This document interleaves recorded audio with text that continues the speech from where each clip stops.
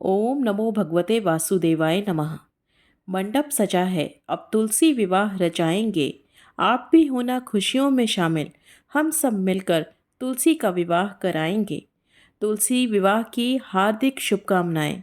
श्री हरि और माँ तुलसी की कृपा सदा आप पर और आपके घर परिवार पर बनी रहे।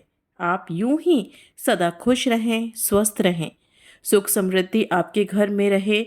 इसी कामना के साथ आज हम बात करेंगे तुलसी विवाह के बारे में। तुलसी विवाह इस साल 24 तारीख यानी शुक्रवार को है। कार्तिक माह में शुक्ल पक्ष की एकादशी तिथि को भगवान विष्णु के विग्रह स्वरूप श्री शालिग्राम जी और देवी तुलसी का विवाह किया जाता है। इस दिन को देवउठनी एकादशी के रूप में भी मनाते हैं। बहुत सारे लोग देवउठनी एकादशी का व्रत भी रखते हैं। ये दिन बहुत ही खास होता है क्योंकि इस दिन भगवान विष्णु 4 महीने की नींद पूरी करके जागते हैं।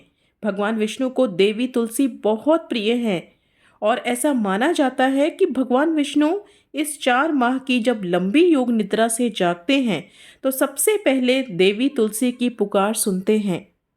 उनके जागते ही विवाह के शुभ मुहूर्त भी शुरू हो जाते हैं।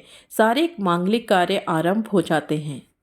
तो आइए जानते हैं कि कैसे बहुत ही सरल विधि से इस विवाह को हम घर पर ही विधिवत संपन्न कर सकते हैं और इस विवाह का हमारे जीवन में क्या महत्व है। तो सबसे पहले इसकी विधि के बारे में जानेंगे। बहुत ही सरल विधि है।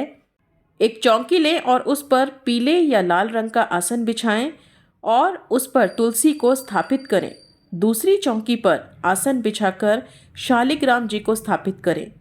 चौकी पे कलश में गंगा जल डालकर 5 या 7 आम के पत्ते लगाएं और कलश को स्थापित करें।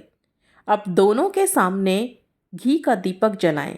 रोली और चंदन से शालिग्राम जी और तुलसी माता का तिलक करें। तुलसी के चारों तरफ गन्ने का मंडप बनाएं और तुलसी को लाल रंग की चुनरी उड़ाएं।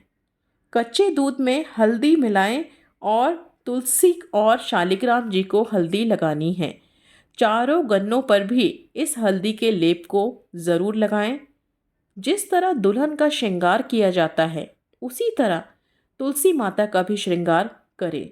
मूली, शकरकंद, सिंघाड़ा, आंवला, बेर, ये जितने भी मौसमी फल हैं ज़रूर इनको चढ़ाएं और साथ में कुछ नैवेद्य भी चढ़ाएं। दोनों को धूप दीप दिखाएं और शालिग्राम जी के साथ तुलसी माता का गठबंधन करें।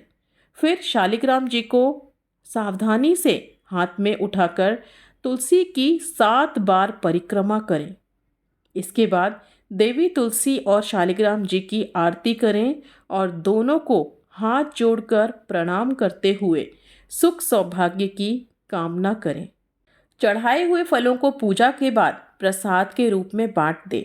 इसके बाद भगवान विष्णु को जगाने का आह्वान करें। उठो देव सांवरा, भाजी बोर आंवला, गन्ने की झोपड़ी में शंकर जी की यात्रा। अर्थात हे सांवले सलोने देव, भाजी बोर आंवला चढ़ाने के साथ हम चाहते हैं कि आप जागृत हों और सृष्टि का कार्यभार संभालें और शंकर जी को पुनः यात्रा की अनुमति दें। तो इस तरह से आह्वान करके आपको विष्णु जी को जगाना है। इस तुलसी विवाह का हमारे जीवन में बहुत बड़ा महत्व है। जो भी विधि विधान से तुलसी विवाह करवाते हैं उनके ऊपर साक्षात भगवान विष्णु की असीम कृपा होती है और उनके जीवन में समस्त कष्ट और बाधाएं दूर हो जाती हैं। इस विवाह से कन्यादान करने का पुण्य फल मिलता है जो कि सबसे बड़ा पुण्य है और देवी तुलसी की कृपा से आपके वैवाहिक जीवन में, आपके प्रेम संबंधों में मधुरता रहती है। विवाह संपन्न कराने वाले की सभी मनोकामनाएं माँ तुलसी और श्री शालिग्राम जी पूरी करते हैं। तो इस शुभ विवाह को कराने का मौका बिल्कुल भी ना गंवाएं। तो तैयार हो जाइए इस विवाह में सम्मिलित होने के लिए, इस विवाह का हिस्सा बनने के लिए। बस आज के लिए इतना ही। मिलते हैं अगले वीडियो में।